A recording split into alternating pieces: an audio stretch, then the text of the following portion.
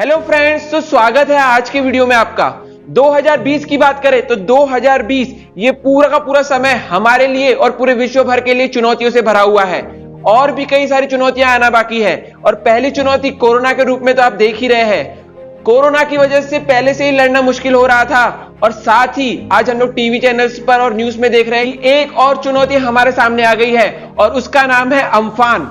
और ये जो अम्फान है ये हमारे लिए एक बहुत बड़ी चुनौती है। अगर हम लोग बात करें कि अम्फान है क्या, तो बेटा अम्फान एक बहुत ही खतरनाक तूफान है जिसको हम लोग चक्रवर्ती तूफान भी कह सकते हैं। और इसने आज से 2-3 दिन पहले हमारे भारत में अपने पैर पसार चुका है। और बात करें कि अम्फान इस नाम का मतलब क्या होता है, तो इस नाम का मतलब होता है आकाश। और इसका नाम जो है ये थाईलैंड से आया है। पर ये जानने से पहले कि अम्फान कैसे बना और किस तरीके से ये आगे बढ़ता हुआ हमारे भारत में आ गया, और साथ ही साथ अम्फान के पीछे का साइंटिफिक रीजन जानने से पहले हमें इसके बारे में कुछ बेसिक आइडिया लेनी पड़ेगी। तो बेसिक आइडिया की बात करें तो सबसे पहले हमें समझना पड़ेगा कि हवा यानी कि एयर होती क्या है। तो बेटा हवा जो होती है एक मिक्सचर होती है। बेटा आपने भेल तो खाई होंगे। भेल में जैसे अलग अलग प्रकार के तत्व होते हैं, मुर्रे होते हैं, चूड़ा होता है, धनिया होता है, मिर्ची होती है। उसी प्रकार से हमारी हवा जो है वो भी एक प्रकार का मिक्सचर है, एक प्रकार की भेल है जिसमें अलग अलग प्रकार के तत्व पाए जाते हैं। जैसे उसमें कई सारी गैसेस पाई जाती है, carbon dioxide gas, oxygen gas, nitrogen gas और कई सारी हल्की गैसें पाई जाती है। फिर बात करें तो उसमें वाटर वेपर्स पाई जाती है जिसको हम लोग भाप कहते हैं। और जब हम लोग पानी गर्म करते हैं तो उससे भाप निकलती है, वही भाप हवा में मौजूद रहती है। फिर उसमें और भी कई तरीके की चीजें पाई जाती है जैसे डस्ट पार्टिकल्स, स्मोक और कई सारी चीजें पाई जाती है। और जैसे जैसे तापमान बढ़ता है वैसे वैसे हवा का भी तापमान बढ़ता है। और जैसे जैसे हवा का तापमान बढ़ता है तो वो बहुत ज्यादा गर्म होने लगती है।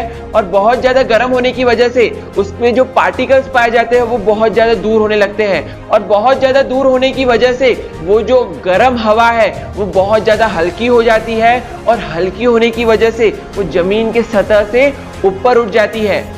और सतह से ऊपर उठने के बाद उस जगह पर जहां पर पहले गर्म हवा मौजूद थी वहां पर हवा का दबाव बहुत ज्यादा कम हो जाता है, जिसकी वजह से जो सराउंडिंग की कोल्ड एयर रहती है यानी कि ठंडी हवा रहती है वो उसकी जगह पर आ जाती है। अब बात करें ठंडी हवा के बारे में, तो ठंडी हवा जो रहती है उसमें टेम्परेचर बहुत कम रहता है जिसकी वजह से वो ठंडी कहलाई जाती है। और उसमें जो पार्टिकल्स रहते हैं वो बहुत ज्यादा क्लोज रहते हैं। और क्लोज रहने की वजह से जो कोल्ड एयर है वो बहुत ज्यादा डेंस, बहुत ज्यादा भारी हो जाती है, इसलिए वो जमीन की सतह पर ही रहती है। तो इस प्रकार से आपने देख लिए कि किस तरीके से जो गर्म हवा होती है वो ऊपर उठ जाती है और ठंडी हवा उसकी जगह आ जाती है। तो इसी कारणवश, इसी की वजह से ये बवंडर जिसको हम लोग अम्फान नाम से जान रहे हैं ये भी प्रोड्यूस होता है। अम्फान ये जो तूफान है और इसके तरीके से और भी जितने सारे तूफान होते हैं ये सब के सब समुद्र में जन्म लेते हैं। जैसे कि अगर हम लोग अम्फान की बात करें तो ये बे ऑफ बंगाल यानी कि बंगाल की खाड़ी में उत्पन्न हुआ है। अब ये किस तरीके से बंगाल की खाड़ी में उत्पन्न हुआ है चलिए देखते हैं।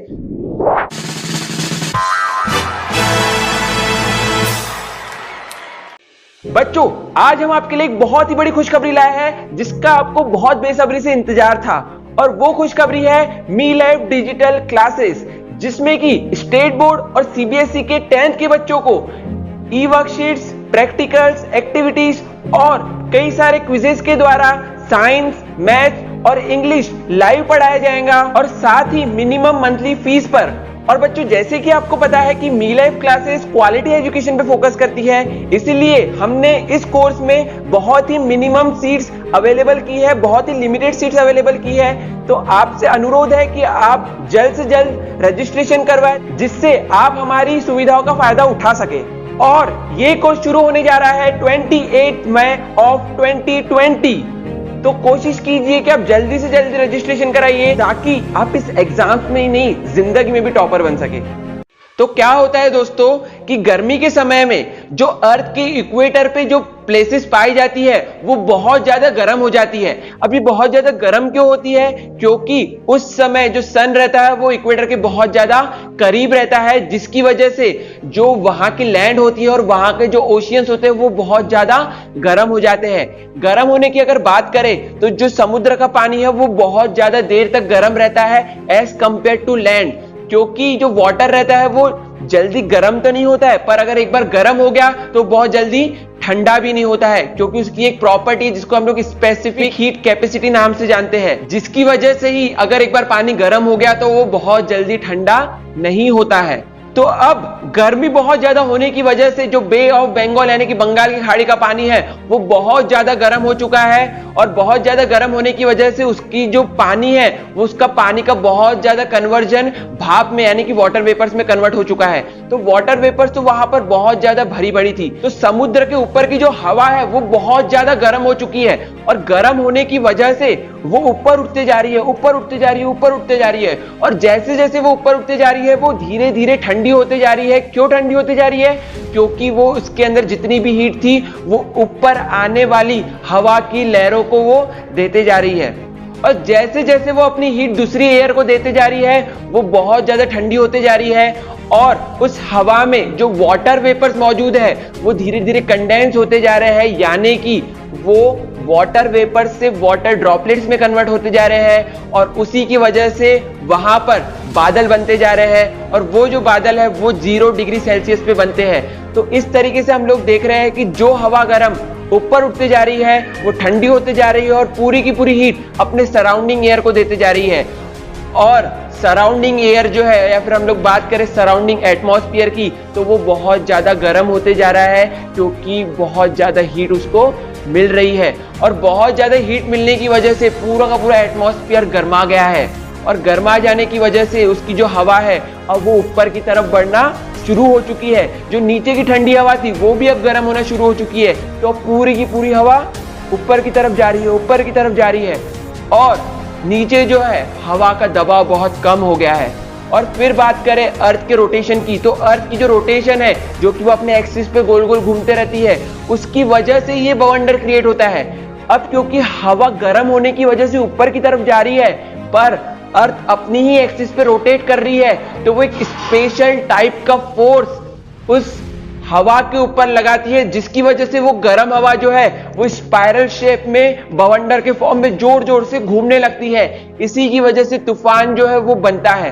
और अगर हम लोग बात करें तो ये जो तूफान है ये समुद्र में बना, पर ये घूमते घूमते घूमते घूमते लैंड पर भी आ जाता है, और वहां पर बहुत सारी तबाही मचाता है। और ये जो तूफान है अधिकतर समुद्र में पैदा होता है, और उसके किनारे पर जितने भी शहर बसे हुए हैं वहां पर ये तबाही मचाता है। और अगर हम लोग बात करें जब कभी तूफान समुद्र से लैंड सरफेस की ओर आता है तो बहुत ज्यादा अमाउंट में अपने साथ समुद्र का पानी भी लेकर आता है। ये इसकी वजह से लेकर आता है क्योंकि जो बवंडर की जो बीच का जो पार्ट रहता है वहां पर हवा का दबाव बहुत ज्यादा कम होने की वजह से पानी ऊपर उठ जाता है, और जैसे जैसे बवंडर अर्थ की सरफेस के करीब आता है तो वो वाटर वॉल के समान हमको लगने लगता है, और जिसकी वजह से बाढ़ आ जाती है। और बाढ़ आने की वजह से आप तो देख ही सकते हो कि कितने सारे घर उजड़ जाते हैं, कितने सारे जानवर उसमें बह जाते हैं, और कितने सारे लोग अपनी जान गंवा देते हैं, उसमें बह जाते हैं। पहले क्या होता था, जब कभी तूफान आता था तो उस समय हमको तूफान की जानकारी न होने की वजह से कई सारी जिंदगियां नष्ट हो जाती थी, कई सारी जिंदगियां बर्बाद हो जाती थी। पर क्योंकि अब एडवांस टेक्नोलॉजी आ चुकी है, मेट्रोलॉजिकल डिपार्टमेंट हमको 24 घंटे से लेकर 48 घंटे पहले से ही हमें वो इस तूफान की सूचना दे देती है। और ये सब पॉसिबल हो पाया है सैटेलाइट्स और रेडार्स की वजह से, जिसकी वजह से हमको सूचना बहुत पहले ही मिल जाती है, और जिसकी वजह से कोई भी देश अपने नागरिकों की सुरक्षा अच्छी तरीके से कर सकता है। तो जैसा कि मैंने आपको बताया कि जो बवंडर है, ये जो तूफान है, ये समुद्र में उठता है, तो क्यों ये ओडिशा के साइड में ही, क्यों ये बे ऑफ बंगाल के साइड में ही आता है, क्यों नहीं ये मुंबई की साइड में और अरेबियन सी में आता है? तो बेटा इसके पीछे भी एक साइंटिफिक रीजन है। जो बे ऑफ बंगाल जो है वहां पर जो तूफान आते हैं उसकी जो डायरेक्शन रहती है वो ओडिशा की तरफ रहती है, पर जो अरेबियन सी में उठने वाले तूफान है उसकी जो डायरेक्शन है वो अवे फ्रॉम मुंबई है, इसलिए उसमें जो तूफान उठते भी है तो मुंबई की तरफ नहीं आते हैं, वो मुंबई से दूर चले जाते हैं। अब बेटा अम्फान ये तो आ चुका है, पर बेटा घबराने की बात नहीं है। जैसे जैसे ये तूफान लैंड पर आ गया है बेटा, उसकी जो गति है वो धीरे धीरे कम होते जा रही है, और उसकी गति इसलिए कम होते जा रही है क्योंकि समुद्र में तो उसको वाटर वेपर बहुत ज्यादा अमाउंट में मिल रहे थे, जिसकी वजह से वो और ज्यादा स्पीड पकड़ते जा रहा था। पर जैसे ही वो लैंड पे आ चुका है तो उसकी स्पीड कम होते जा रही है, क्योंकि वहां पर उसको वैसा वातावरण नहीं मिलने वाला है जैसे कि उसको समुद्र में मिल रहा था। लैंड पर आने पर उसे बहुत ज्यादा अमाउंट में वाटर वेपर्स भी नहीं मिलने वाली है, जिसकी वजह से वो धीरे धीरे कम होते जाएगा और शांत हो जाएगा। फिर अगर हम लोग बात करते हैं अब तूफान तो आ चुका है, अब क्या करें? तो बेटा देखिए, इस समय भी बहुत सारी चीज हमारे लिए करने के लिए है। तूफान आने के बाद सबसे पहली चीज मैं आपको बताना चाहूंगा कि ऐसी किसी भी जगह पर न जाए जहां पर तूफान आ चुका है, क्योंकि वहां पर आप देखोगे कि पूरे के पूरे झाड़ नष्ट पड़े होंगे, पूरे के पूरे रास्ते खराब हो चुके होंगे। तो ऐसी जगहों पर जाना खतरों से खाली नहीं है। और वहां पर जितने भी इलेक्ट्रिक पोल्स है, हो सकता है कि वहां पे जो पानी हो, वहां पे जो बाढ़ आई है उसकी वजह से वहां पर जो चीजें हो उसमें करंट दौड़ रहा हो, तो वहां पर भी जाना खतरों से खाली नहीं है। फिर अगर हम लोग बात करते हैं जब ये तूफान आता है तो पूरे का पूरा जो पानी रहता है वहां का, उसको पूरा का पूरा खराब कर देता है, जिसकी वजह से जो पानी से संबंधित बीमारियां हैं वो भी फैलने का जो चांस है वो बढ़ जाता है। इसीलिए वहां का पानी न पिए और जितना हो सके वो पानी पिए जो पहले से इमरजेंसी सिचुएशन के लिए जमा किया गया था। और साथ साथ बिना कारणों की वजह से बाहर न घूमे और जितने भी सरकारी आदेश आपको मिल रहे हैं उसका अच्छे से पालन करें। और जो भी रेस्क्यू टीम आपकी मदद कर रही है उनको सम्मान दे और उनकी आज्ञा का पालन करें, इसी में हमारी भलाई है। आखिरी में मैं सिर्फ इतना ही कहना चाहूंगा कि ये तो सिर्फ शुरुआत है और कई सारी चुनौतियां आने वाली है, पर हमको हिम्मत नहीं हारना है। हमको अपना माइंड स्थिर रखना है, हमको अपना माइंड स्टेबल रखना है, जिससे हम लोग और भी आने वाली चुनौतियों का सामना कर सके। और जितना हम लोग चुनौतियों का सामना करेंगे उतना ही हम लोग मेंटली मजबूत होते जाएंगे, उतने ही हम लोग स्ट्रांग होते जाएंगे और चुनौतियां हमारे सामने टिकेंगी नहीं, और तभी हम लोग मानवता को जिंदा रख पाएंगे। धन्यवाद।